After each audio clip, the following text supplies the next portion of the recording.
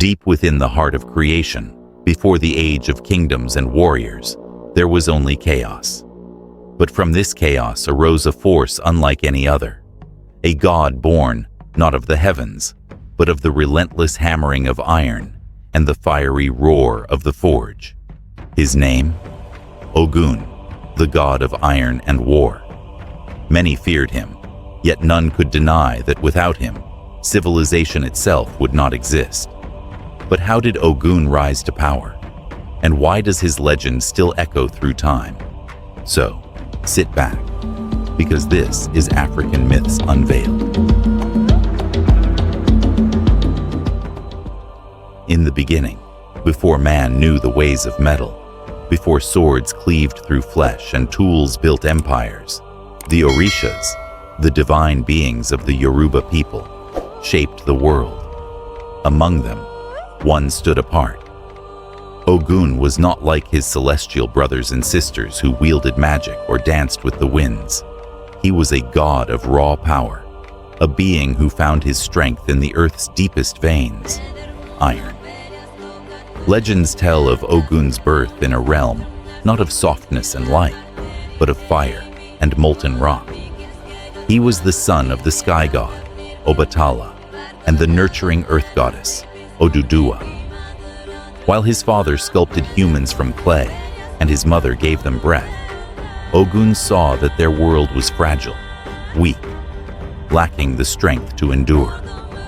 So, from the earth's belly, he drew iron, learning to bend it, shape it, and mold it into tools and weapons.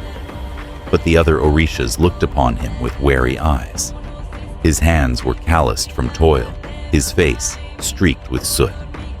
While they adorned themselves in gold and silks, Ogun wore only the marks of his labor, the sweat of his brow, the scars of his craft.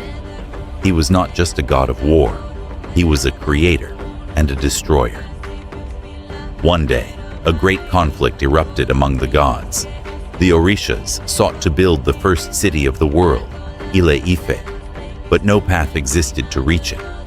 Thick forests, impossible to navigate, stood between them and their dream. Each Orisha tried to clear the way. Oya, the goddess of storms, summoned great winds, but the trees stood strong. Sango, the god of lightning, struck the land with his thunderbolts, but the forests remained unmoved. Even Orunmila, the wisest of them all, could not divine a solution. And so, the gods turned to Ogun. With a silent nod, Ogun lifted his great iron blade. No magic, no trickery, just the relentless power of steel meeting wood. With each swing, trees fell. The forest, once thought impenetrable, bowed before the master of iron. His sweat poured like rain, his breath came in heavy gusts, but he did not stop. For 7 days and 7 nights, Ogun cut through the wilderness until at last, a path to Ile-Ife was born. The Orishas cheered, praising him, but something inside Ogun had changed. He had tasted the power of his iron, felt the thrill of his labor, and he knew this was only the beginning. As the city of gods rose, so too did Ogun's legend. But with great power comes great danger, and soon, the very gods who once praised him would come to fear him.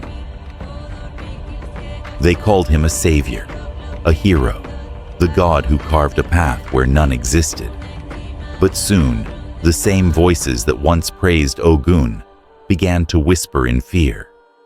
For a god who wields iron is a god who knows war, and a warrior with no enemy to fight may soon turn his blade upon those closest to him.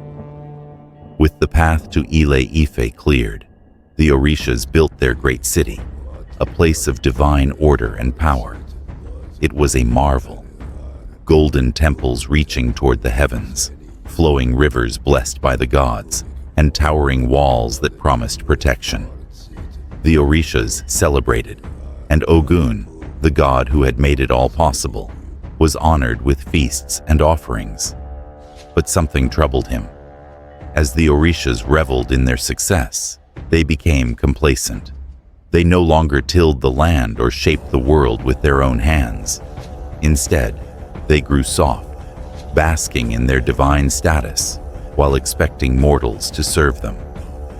Ogun, whose strength came from toil and discipline, despised this. One day, he stood before the council of gods. His voice was like thunder, shaking the halls of Ile-Ife. "We are not rulers who sit idle while others labor. If we wish to be worthy, we must work as they do." But the other Orishas laughed. "Ogun, you are a god of brute force, not wisdom. Let the mortals work. Our place is above them," said Orunmila, the god of wisdom. Ogun clenched his fists.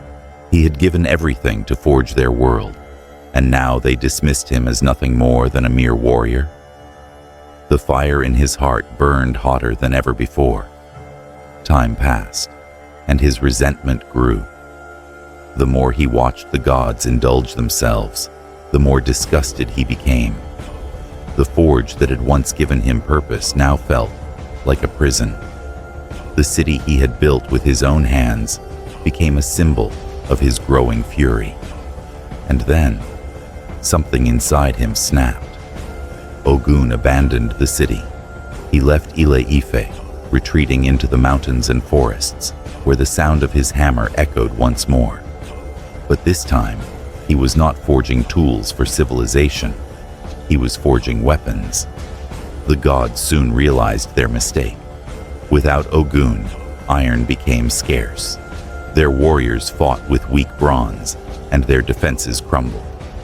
War broke out between the divine and the rebellious mortals, who now sought their own power. The once glorious city of Ile-Ife stood on the brink of collapse. Desperate, the Orishas called out to Ogun, "Ogun, return to us.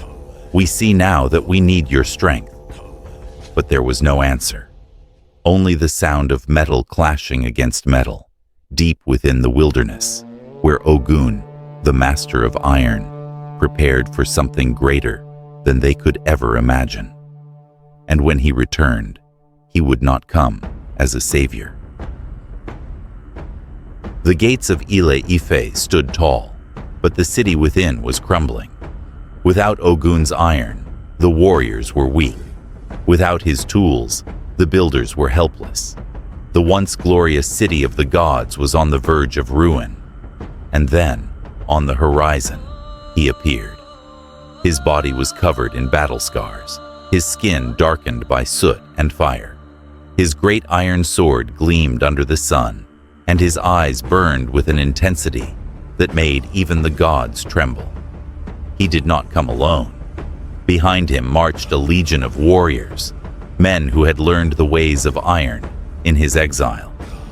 Ogun had not spent his years in the wilderness idly. He had forged an army. The Orishas gathered at the gates. Obatala, his father, stepped forward. "Ogun, my son, you have returned at last. Let us put aside our differences.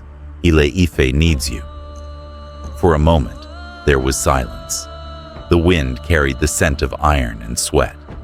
Ogun's fingers tightened around the hilt of his sword. "Now you need me?" he said, his voice cold. The gods exchanged uneasy glances. Even the mighty Sango, god of thunder, felt the weight of Ogun's words. Ogun took a step forward. The ground beneath him felt weak. This was not the city he had built. It was a shell of its former glory, a place of gods who had grown too comfortable, too indulgent. "I do not return as a servant," he said. "If Ile-Ife cannot stand without me, then I shall decide how it will stand." The gods hesitated. Was this a threat? A challenge? But before the tension could break into war, Oshun, the goddess of rivers and wisdom, stepped forward. "Ogun, your anger is justified, but destruction will not rebuild what was lost. If you wish for order, then forge it, not with war, but with leadership." The words struck Ogun like a hammer against metal. He had always known power, but power without purpose was chaos. Slowly, He lowered his sword.